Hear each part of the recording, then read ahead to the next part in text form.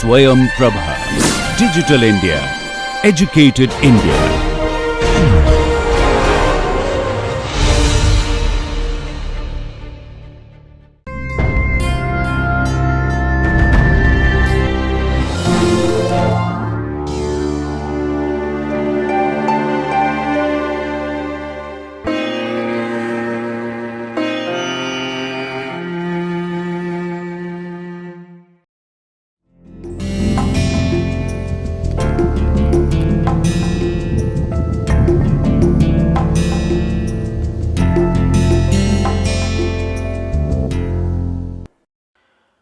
Welcome back, my dear friends. A very good morning, good afternoon and good evening to all of you, all the participants for TQM2 under NPTEL MOOC.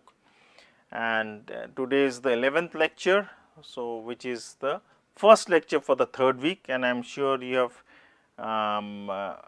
got your these assignments and you are quite comfortably placed considering the concept which are being covered. So, and as you know, I am Raghunandan Sengupta from the IME department, IIT Kanpur. So, if you remember in the last class, which is 10th one, which was the last class for the second week, we discussed the unbalanced, balanced, and how the errors could be there. So, they depend on how. So I have given you the concept, but obviously there would be many ifs and buts depending on how the experiment was conducted, outliers being there, errors being dependent and all these things. But there are different ways to check whether the experiment is going as per the norm. So, some theoretical assumptions should be met. Obviously, in all the cases, all the theoretical assumptions being met in the practical sense may not be possible. So, with this I will continue the 11th lecture. So, if you remember, we were discussing on the residual plots, the QQ plots, the normality, and how we can find out some idea about the normality. So, this figure, which is 3.5 and 3.6 taken from Montgomery's book. So, here we have the run order or time being there on the for figure 3.5 along the x axis, and along the y axis you have the residuals. Similarly, you have the predicted values and the residuals being plotted in the x axis and the y axis for figure 3.6. So, from based on that, so it is written that plot of the residual versus the run on time or run order or time is given in figure 3.5, and plot of residuals versus fitted values are given in 3.6. So, if the model is correct and the assumptions are satisfied, the residual should be structureless. In particular, they should be unrelated to any other variable including the predicted response. A simple check is to plot the residual versus the fitted values. This plot should not reveal any obvious patterns, and that should be true, because if they are random, so obviously the randomness should be showing up in the calculations of the values which you are plotting. A defect that occasionally shows up on this plot is the non-constant variance. Sometimes the variance of the observation increases, the magnitude of the observation increases. So, that means in case you are taking for 160, 180, 200, 220, as you increase, the variances increases. This would be the case if the error or background noise in the experiment was a constant percent of the size of the observations. So this is the second point. So, it may become that if the size of the observations, if n increases, you are taking more and more observations, that would also have an effect on the variances.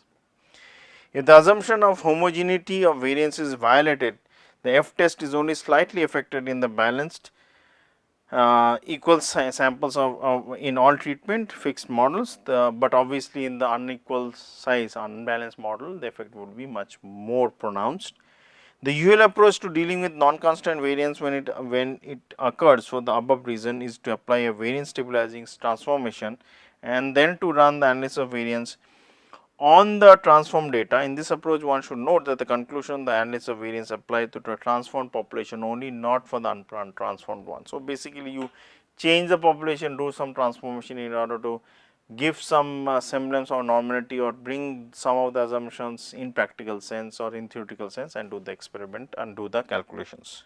So, obviously analysis of variance would be there for the transformed data, not for the untransformed data. So, few of the transformations, for example, if the observations follow the Poisson distribution, the square root transformation would be used. So, either you can find out y star ij, which is the new values which you will put in the cell. Cell means the matrix 4 by 5 or a by n, whatever it is, as square root of yij, or yij star would basically be 1 plus yij square root would be used. If the data follows a log normal distribution, the logarithmic transformation would be used, where yi star would basically be the log value of the untransformed value.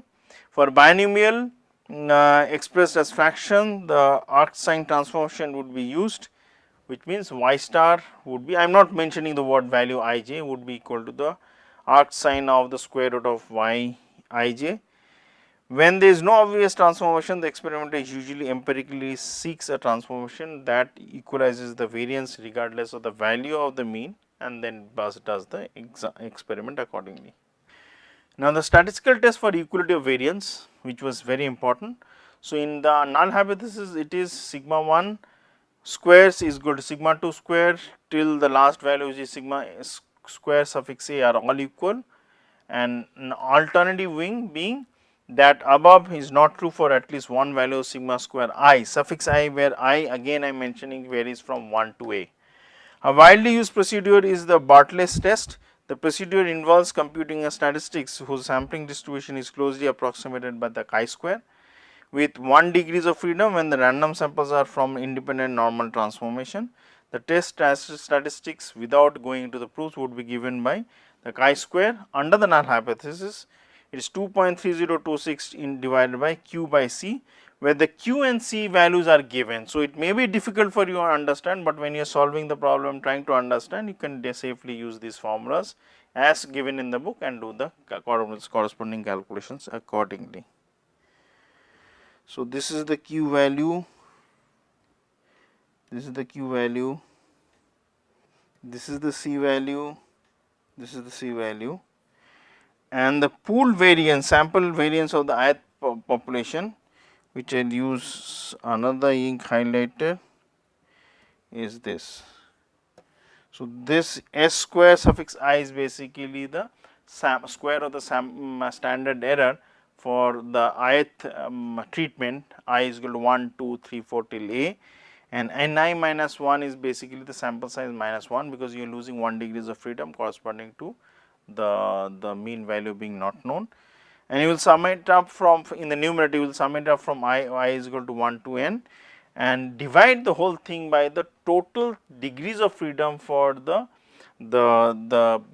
corresponding pooled sample variance would be capital N, which is now n1 plus n2 plus n3 dot dot plus n suffix small n, I am talking about small n only, small n suffix a minus a. So, that would be the total degrees of freedom. So, from that you will get s square suffix p and do that calculations accordingly. We reject h naught only when the value, so it is on the left hand side.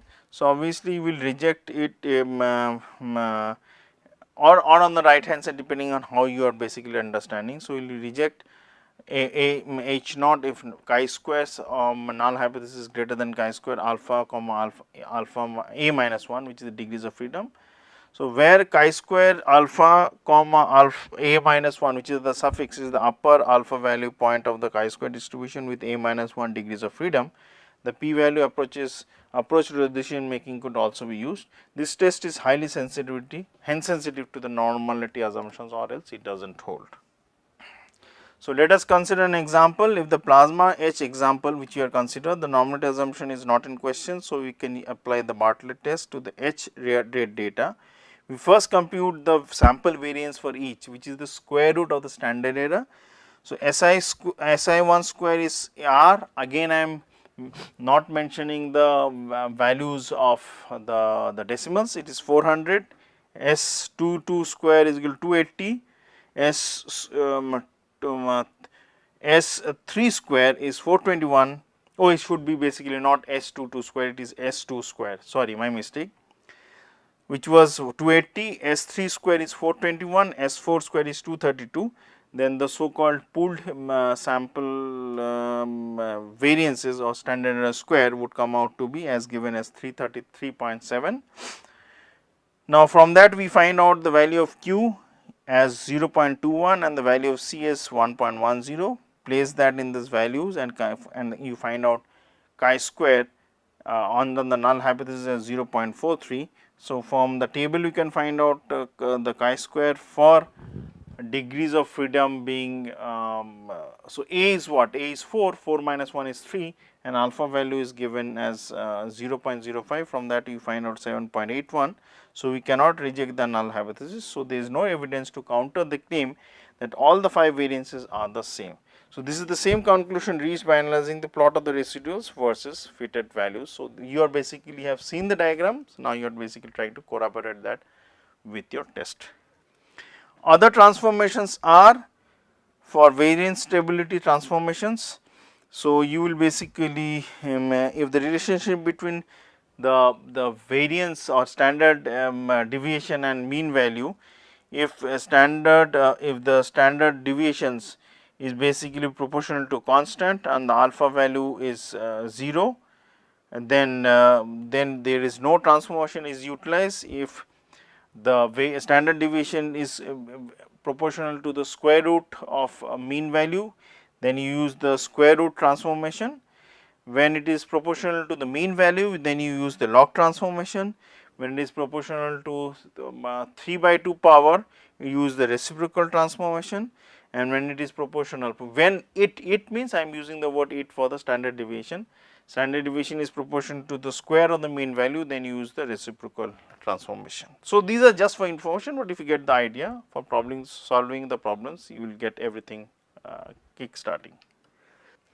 Now you want to interpret the results. The factors involved in an experiment can be either quantitative or qualitative. A quantitative factor is one whose levels can be associated with points on a numerical scale such as temperature, pressure, time, humidity, so on and so forth. Qualitative factors on the other hand are levels which cannot be arranged in order of magnitude. So it can be operators, batches of the raw materials, shifts are typical qualitative factors, because there is no reason to rank them in a particular way as we wish. So it can be the operators who are coming, operator 1, operator 2, operator 3, or it can be say for example batches of raw materials which are coming from vendor 1, vendor 2, vendor 3 and so on and so forth. The experimenter is frequently interested in developing an interpolation equation for the responsive variables in the experiment. This equation is an empirical model of the process that has been studied, and we basically do the studies accordingly. We initially try fitting a linear model through the data. Say for example, we say that y is equal to a type of multiple linear regression beta naught plus beta 1 into x1 if there are only more than one variables plus epsilon. If there is only if it is a simple linear regression, you will basically have y is equal to beta naught plus beta 1 into x plus epsilon. If it is a multiple linear regression, it will be y is equal to beta naught plus beta 1 into x1 plus beta 2 into x2 dot dot till beta k is equal to xk, considering there are k such x values, different x values which determine the values of y. So where beta naught, beta 1 are the known parameters to be estimated, and epsilon is basically the random error term. So if you basically fit the data corresponding to the power and corresponding to the linear model and corresponding to the power being the quadratic model. So you are trying to fit the h rate along the y axis, the power along the x axis, but in the first case you consider the power's relationship with the edge as linear, and in the second case you consider the power relationship with the h rate as quadratic. So what you are trying to fit, you are trying to fit the mean value. So if you see the diagram here, so in this case the linear plot is there, the mean values are somewhere here. This I am just giving a very rough estimate, and if I go for the quadratic model, so the mean values are almost falling here. So this is just a guesstimate or estimate which I have done and tried to show you in front of you. There can be other model fitting also, so it need not be quadratic is the best, it can be cubic, it can be square root, whatever it is. The quadratic model is made since the linear model does not produce a good fit. The model is given. So this y value which I have taken that if you remember that we had considered, let me put the equation in a right perspective. Y is equal to beta naught plus beta 1 x1 plus dot dot dot plus beta k x k plus epsilon. So, these x's which I have, I will use some different color. These x's which I are using, this I am considering they are not linear, they are quadratic. So, this is where it is coming. So, something here, it can be square. So, in this example the quadratic model is the best fit. So, you find out the values of beta naught as 1147. Again I am not mentioning the decimals. The value of beta 1 corresponding to x only comes out to be 8 point something, and so called beta 2 corresponding to x square, which I consider as x suffix 2 as the second variable. So, then the empirical model is used to predict H rate at power settings within the regression of the experiment and the model. In other cases, the empirical model could be used for the process optimization and the work can be done accordingly. Some graphical comparison of the means. It is very easy to develop a graphical procedure for the comparison of means following an analysis of variance. Suppose that the factor of interest has A levels.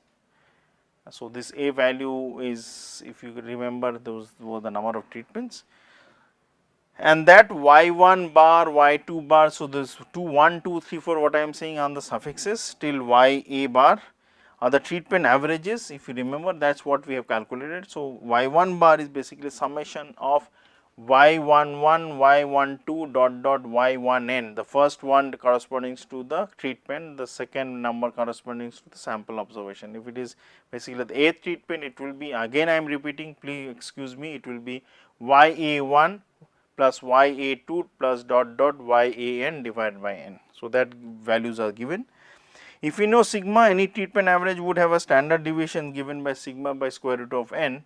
This is basically the actual concept of central limit theorem, which I did discuss among the first 7 classes, if you remember. Consequently, if all factor levels means are identical, the observed sample means y bar suffix I would behave as they were a set of observations drawn at random from a normal distribution with a mean of y bar dot dot, which is the sum of all that is the average of the average, the grand average, and with a standard deviation of sigma by square root of n. We visualize a normal distribution capable of being slid along the x axis between y1 bar, y2 bar till y bar by a bar are plotted. If the treatment means are all equal, there should be some position for this distribution that makes it obvious that y bar I values were drawn from the same distribution. If this is not the case, y bar I values that appear not to have been drawn from the distribution are associated with factor levels that produce different mean responses depending on the outcome of the experiment which is going on. The only flaw in this logic is that sigma is known. So, if you basically follow the books, the paper of Box, Hunter and Hunter, they point out that if you replace sigma with the mean square error from the analysis of variance and use a t distribution with the scaling factor of mean square divided by n. So, that is the whole square root, because you have sigma square by n, square root of that. So, MSE suffix E is the mean square, you find out the square root, n you find out the square root. So, everything is given in the square root as given in this formula. So, instead of the normal case, in such an arrangement for the H rate data, for example 3.1 is given, focus on the t distribution shows as a solid line curve in the middle of the display. To sketch the t distribution, simply multiply the abscissa t value by the corresponding, so the value of which I just mentioned is square root of MSE divided by n, which comes out to 8.13, and plot this against the ordinary t at that time. Because the t distribution looks more like a normal distribution. Again, this is the point which I mentioned time and again, as the sample size increases, the t distribution becomes exactly equal to the normal distribution. And another point which I did mention, when you are writing the t distribution along the x axis, either for the interval estimation or of the hypothesis testing, technically it should be t suffix 1 minus alpha but in the case as it is symmetric we use minus of t suffix alpha. This is true for the z distribution also because it is symmetric, definitely is symmetric, but may not be true for the case of chi square and f distribution. That is why you use on the left hand side chi square suffix whatever the degrees of freedom is 1 minus alpha, and if it is on the right hand side it is chi squared whatever the degrees of freedom comma it is alpha. Similarly for f, f would be m comma n if m and n are the degrees of freedom, or m minus 1 n minus 1 whatever the degrees of freedom are, comma if it is on the left hand side the value is 1 minus alpha, if it is on the right hand side it will be f with the same with the corresponding degrees of freedom comma alpha. And obviously if it is both sided for the chi square and the f distribution, those 1 minus alpha and alpha get replaced by 1 minus alpha by 2 and by alpha by 2. So, this sketch is usually easily constructed by the eye. So, if you want to be more precise, there is a table of the abscissor t values and the corresponding ordinates. So, the distribution can have an arbitrary origin, although it is usually best to choose one in the region of y bar I and do the calculations accordingly. So, here you have basically trying to plot it. Visualize sliding the t distribution as shown in figure 3.11 which is there in front of you in the slide along the horizontal axis as indicated by the dashed line. So, you move on to the left and the right, and examining 4 means plotted in the figure. Notice that there is no location for the distribution because either it can increase or decrease, that means it can get more flat or can be more spiked depending on the change of the variability. Notice there is no location for the distribution such that all 4 averages could be thought of as typical randomly selected observations from the distribution. This implies that all 4 means are not equal obviously, but it would also mean that if you can do a visual test very simply and being careful whether the variability is increasing or decreasing or is constant. Thus, the figure is a graphical display of the ANOVA results. Furthermore, the figure indicates that all 4 levels of power of 160, 180, 200, 220 produce mean H rates that differ from each other, and obviously it will give you an idea that the mean values which is basically mu 1, mu 2, mu 3 are not equal. So, at least one of them being not equal obviously would negate your null hypothesis. So, from here you can find out the etching and you can do your example accordingly. So, now consider the contrast and another type of problem. Many multiple comparison methods use the data of contrast. So, we are basically trying to contrast them and compare them and do the analysis. Consider the plasma etching problem again. Because the null hypotheses were rejected, we know that some power settings produce different H rates than others, and it has been proved in the examples, but which one actually causes the difference is basically the main question we need to answer. We might suspect at the outset of the experiment that 202 or 220 produce the same H rate, implying that the null hypothesis can be framed as mu suffix 3 is equal to mu suffix 4, which is the third and the fourth, which is the 200 and 220, with respect to the alternate hypothesis, which is they are not equal, or equivalently the difference between the mu values for the third and the fourth is 0 with respect to the alternate hypothesis that they are not equal to 0. If we had suspected at the start of the experiment that the average of the lowest value of the power did not differ from the average of the highest power, then the hypothesis could have been framed that 1 plus 2, which is the first and the second, is equal to the third and the fourth, or and the null hypothesis, an alternative hypothesis could be 1 and average of the first and the second is not equal to the third and the fourth, or else it can be implied in the different way where you find out the differences between the first and second minus the difference sum of the third and fourth. That means you add up the average of the first and second, which is 180 and 160, add that value, and from that minus the value average value of 200 and 220. If it is 0, that is under the null hypothesis. If it is not 0, that is under the alternative hypothesis.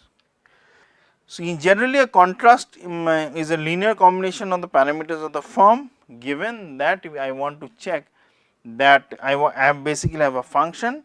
So, I want to find out a convex combination of these values of mu 1 and mu 1, mu 2, mu 3, mu 4 or till mu a. So, in this case if it is from 1 to a, So, it will be multiplied by mu's will be multiplied by the corresponding c's. So, this is C1 plus mu1 plus C2 into mu2 dot dot till C A into mu A, where the contrast constants are given as C1 to Ca and they sum up to 1. So, what you are trying to do, you are going to basically load them and less load them depending on what is the values of C.